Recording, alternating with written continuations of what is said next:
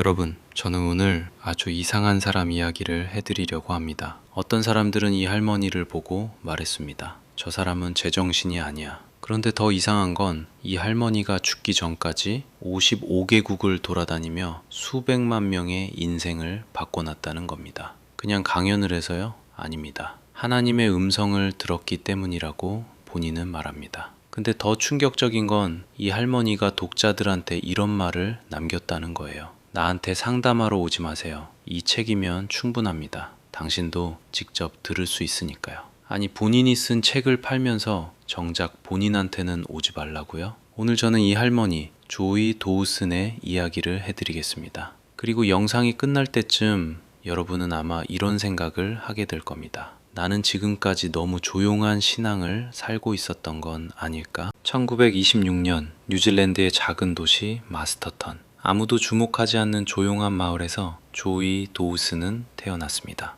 그녀의 삶은 오랫동안 그야말로 평범 그 자체였습니다. 선교사 남편 짐 도우슨을 내조하며 기도하고 살림하는 여성. 당시 교회 문화에서 여성이 공적인 자리에서 가르치는 건 금기에 가까웠고 그녀에게도 그 벽은 당연한 것처럼 느껴졌습니다. 그런데 1967년 한 통의 전화가 걸려옵니다.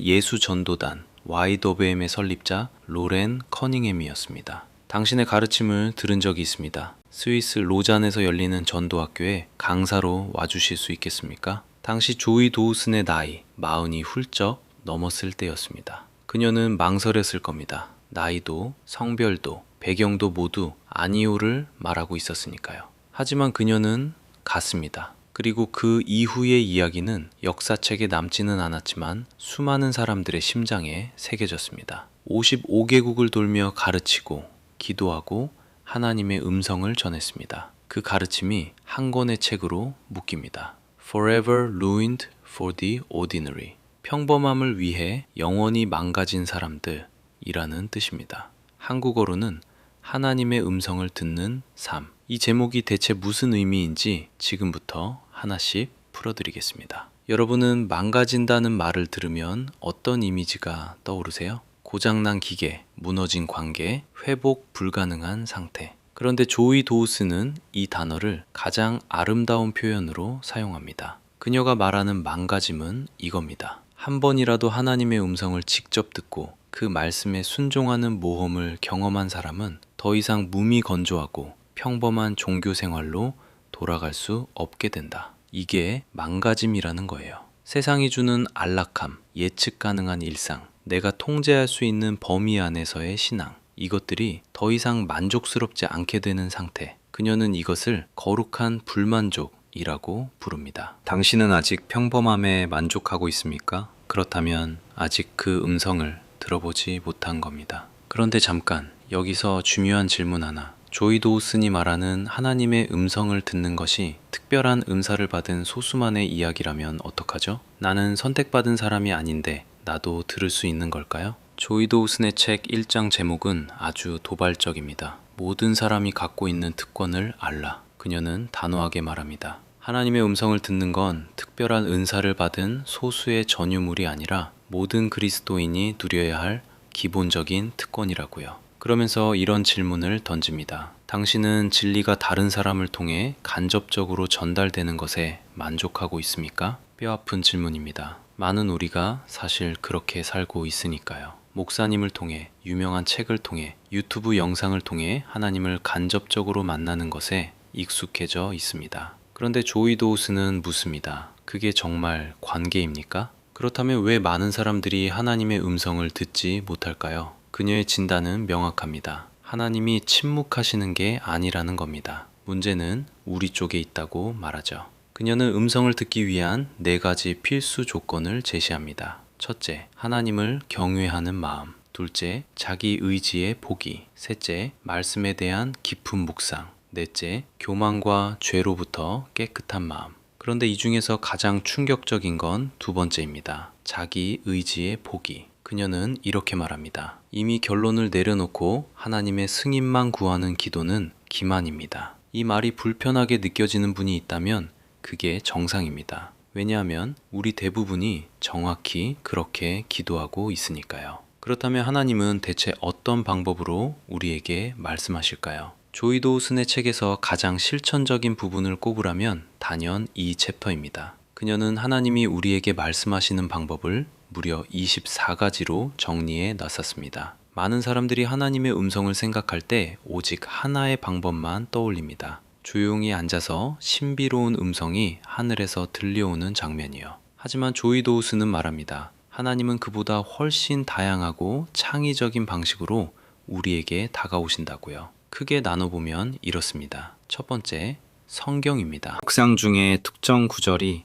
마치 나를 위해 쓰인 것처럼 살아 움직이는 경험 다들 한 번쯤 있으시죠? 그게 바로 하나님의 가장 보편적이고 안전한 소통 방식입니다. 두 번째, 내적 음성과 성령의 인상입니다. 물리적인 귀로 들리는 소리가 아니라 마음속에 불현듯 찾아오는 거룩한 확신, 도무지 내 생각 같지 않은 그 생각. 세 번째, 환경과 상황입니다. 문이 열리고 닫히는 것을 통한 인도. 다만 그녀는 경고합니다. 환경만을 절대적 기준으로 삼아서는 절대 안 된다고요. 네 번째, 다른 사람을 통한 예언적 통찰입니다. 공동체 안에서 누군가의 기도나 말이 내 상황과 정확히 일치하는 순간. 다섯 번째, 꿈과 환상, 그리고 고요한 확신입니다. 그런데 여기서 가장 중요한 것이 있습니다. 이 24가지 방법을 다 알고 있어도 풀리지 않는 질문이 하나 있거든요. 이게 정말 하나님의 음성입니까? 아니면 내 생각입니까? 아니면 혹시 사탄의 속임수입니까? 우리 마음속에는 항상 세 개의 목소리가 있습니다. 조이 도우스는 이 세 가지 출처를 아주 명쾌하게 구분합니다. 첫 번째는 자신의 생각입니다.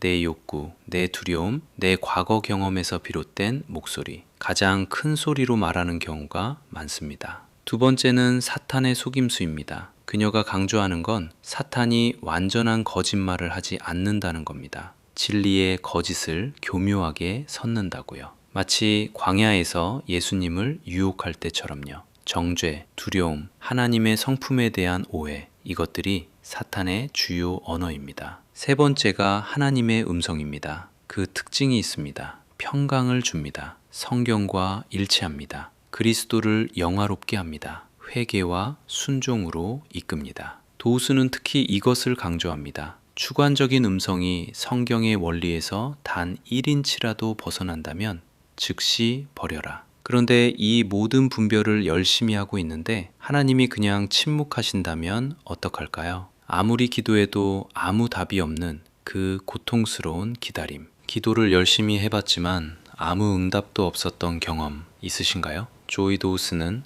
이렇게 말합니다. 하나님의 침묵은 무관심이 아닙니다. 침묵도 하나님의 중요한 소통 방식입니다. 그녀가 제시하는 하나님이 응답을 지연하시는 이유는 크게 네 가지입니다. 첫 번째, 동기 확인입니다. 하나님의 뜻을 진짜 구하는지 아니면 자신의 계획에 승인 도장을 받으려는 건지 확인하십니다. 두 번째, 인격의 연단입니다. 기다림 자체가 훈련입니다. 인내를 배우고 하나님만을 신뢰하는 성품을 기르는 과정이죠. 세 번째, 최적의 타이밍입니다. 하나님의 시야는 우리와 다릅니다. 가장 큰 영광이 드러날 순간을 위해 상황을 조성하고 계신 거라고 그녀는 말합니다.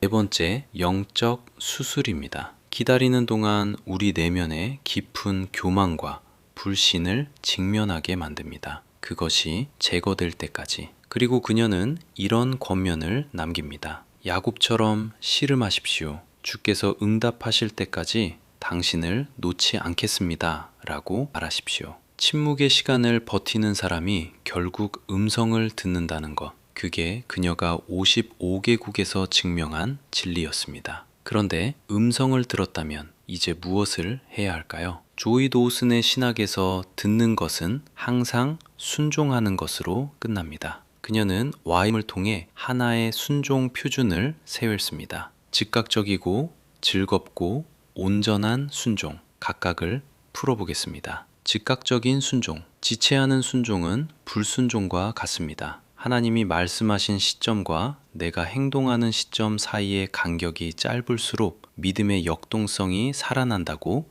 그녀는 말합니다. 즐거운 순종, 억지로 하는 의무감이 아닙니다. 창조주의 일에 동참하게 된 것을 기뻐하며 드리는 헌신입니다. 도우스는 기쁨이 그리스도인의 가장 큰 능력이라고 강조합니다. 온전한 순종, 99%의 순종은 1%의 불순종을 포함한다고 그녀는 말합니다. 하나님은 우리의 부분적 헌신이 아니라 전체를 원하신다는 겁니다. 그런데 그녀가 특히 강조하는 무서운 이야기가 있습니다. 한 사람이 하나님의 음성을 거부하고 죄를 선택할 때 그 영향은 본인에게만 그치지 않는다는 겁니다. 그가 속한 공동체와 주변 사람들에게까지 미친다고요. 하나님의 음성을 듣고 순종하는 삶은 개인의 경건을 넘어 타인의 삶을 보호하는 책임입니다. 이 말을 마음에 새긴 수많은 한국의 청년들이 아무런 재정 보장 없이 선교지로 떠났습니다. 그것이 바로 예수전도단 DTS를 통해 이 책이 만들어낸 역사입니다. 조이 도우스는 2022년 96세의 나이로 세상을 떠났습니다. 마지막까지 그녀는 한 가지를 반복해서 말했다고 합니다. 나는 멀리서 누군가를 통해 하나님의 음성을 듣는 것보다 차라리 어떤 대가라도 치르고 그분의 음성을 직접 듣겠다. 당신은 어느 쪽을 선택하겠는가? 이 질문은 1967년 뉴질랜드에서 처음 울려 퍼졌고 지금 이 순간 당신에게도 도착했습니다. 조이 도우슨의 삶이 우리에게 남긴 유산은 화려한 사역의 기록이 아닙니다. 평범한 가정주부가 하나님의 음성에 예스라고 답했을 때 어떤 일이 일어나는지를 보여주는 한편의 증언입니다. 그녀가 책의 마지막에서 독자들에게 상담을 거절하며 남긴 말이 있습니다. 이 책이 당신 스스로 하나님께 직접 듣는 것을 돕기에 충분할 것입니다. 이 얼마나 이상한 작가인가요? 자기 책을 광고하면서 자기한테 오지 말라고 합니다. 하지만 어쩌면 그게 이 책이 수십 년째 스테디셀러인 이유일지도 모릅니다. 이 영상을 끝까지 보신 여러분께 딱 하나만 제안 드리겠습니다. 오늘 밤 아주 짧아도 좋습니다. 단 5분이라도 아무것도 구하지 말고 조용히 앉아서 말씀드려보세요. 하나님, 저 지금 듣고 있습니다. 그게 시작입니다. 그 순간이 어쩌면 당신이 평범함을 위해 영원히 망가지는 첫 번째 날이 될 수도 있으니까요. 오늘 이야기는 여기까지입니다. 영상이 도움이 되셨다면 구독과 좋아요 부탁드립니다.